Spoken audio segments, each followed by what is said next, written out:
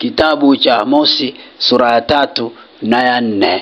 Ndiyo kanisa la Mungu, tumsifuni Yesu Kristo. Karibuni sana wapendwa mahali hapa katika kipindi chetu kizuri cha usomaji wa Biblia kwa njia ya sauti. Nami naitwa Mwalimu Petro. Ninawakaribisha watu wa Mungu kutoka maeneo mbalimbali muweze kuungana na sisi. Unaweza ukaandaa Biblia yako karibu, lakini pia unaweza ukajiweka mazingira tulivu ili tunaposoma neno la Mungu na wewe unapata nafasi ya kulisoma na kufuatilizia mahala ulipo. Na maeneo ambayo utaona tunaposoma yanakugusa sana moyoni, au unapata nafasi ya kuyaelewa zaidi kuliko maeneo mengine, unaweza ukaandika pembeni kwenye daftari yako, na mara baada ya kipindi hicho ukajipa nafasi binafsi ya kukaa kutafakari zaidi katika hilo neno na kujiombea neema ya kuishi. Maana siku zote nakueleza, ukiona unasoma Biblia na kuna mstari ukauelewa zaidi kuliko mstari mwingine, au ukapata nao mguso zaidi kuliko maeneo mengine, jua mahali hapo ni Roho Mtakatifu anaongea na wewe kwa wakati huu. Usije ukapapuuzia. Tusali tuanze rasmi siku ya leo. Kwa jina la Baba, la Mwana na Roho Mtakatifu, amen. Baba Mungu, tunakushukuru, tunasema asante kwa ajili ya siku ya leo unaotupa nafasi kwenda kusoma neno lako takatifu. Tunaomba Roho Mtakatifu usimame na sisi, utuwezeshe ili Bwana tuweze kulielewa na hekima yako ijifunue Bwana, ili sote tuendelee kutiwa uzima, katika jina la Baba, Mwana na Roho Mtakatifu tuseme amen. Karibuni sana wapendwa, tuungane na ndugu zetu wa Word Project. Ni kitabu cha Amosi sura ya 3 na ya 4. Amosi 3:4. Mlango wa 3. Lisikieni neno hili alilolisema Bwana juu yenu, enyi wana wa Israeli, juu ya jamaa yote niliyowapandisha kutoka nchi ya Misri, nikisema, ni ninyi tu niliyowajua katika jamaa zote zilizo duniani. Kwa sababu hiyo nitawapatiliza ninyi maovu yenu yote. Je, watu wawili waweza kutembea pamoja wasipokuwa wamepatana? Je, simba atanguruma mwituni asipokuwa na mawindo? Mwana simba atalia pangoni mwake ikiwa hakupata kitu? Je, ndege ataanguka mtegoni juu ya nchi mahali asipotegewa tanzi? Mtego utafyatuka juu ya nchi bila kunasa kitu chochote? Je, tarumbeta itapigwa mjini watu wasiogope? Mji utapatikana na hali mbaya asiyoileta Bwana? Hakika Bwana Mungu hatafanya neno lolote bila kuwafunulia watumishi wake manabii siri yake. Simba amekwisha kunguruma, ni nani asiyeogopa?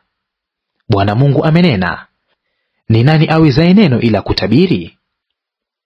Tangazeni habari katika majumba ya Ashdodi na katika majumba ya nchi ya Misri, mkaseme, kusanyikeni juu ya milima ya Samaria, katazameni, ni mishindo mikubwa kama nini iliyomo humo, na udhalimu mwingi kama nini uliomo ndani yake.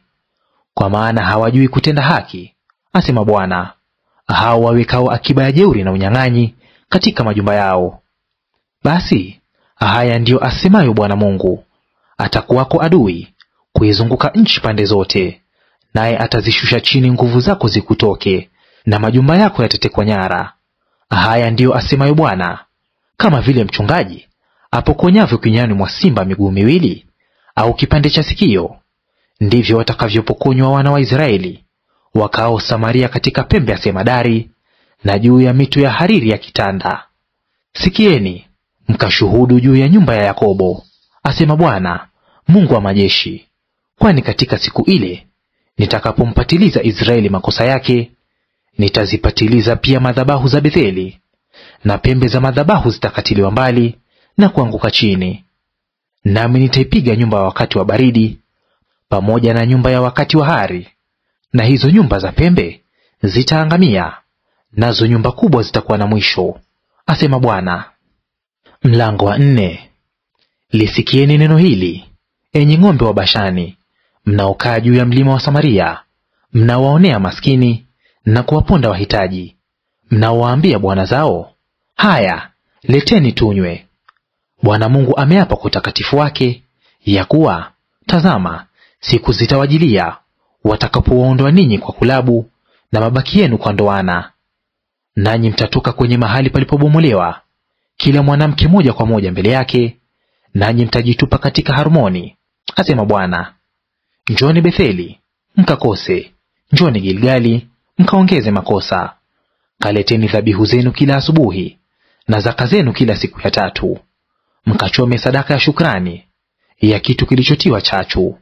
Mkatangaze sadaka mtoazo kwa hiari, na kuzihubiri habari zake, kwa maana ndivyo viwapendezavyo ninyi, enyi wana wa Israeli, asema Bwana Mungu.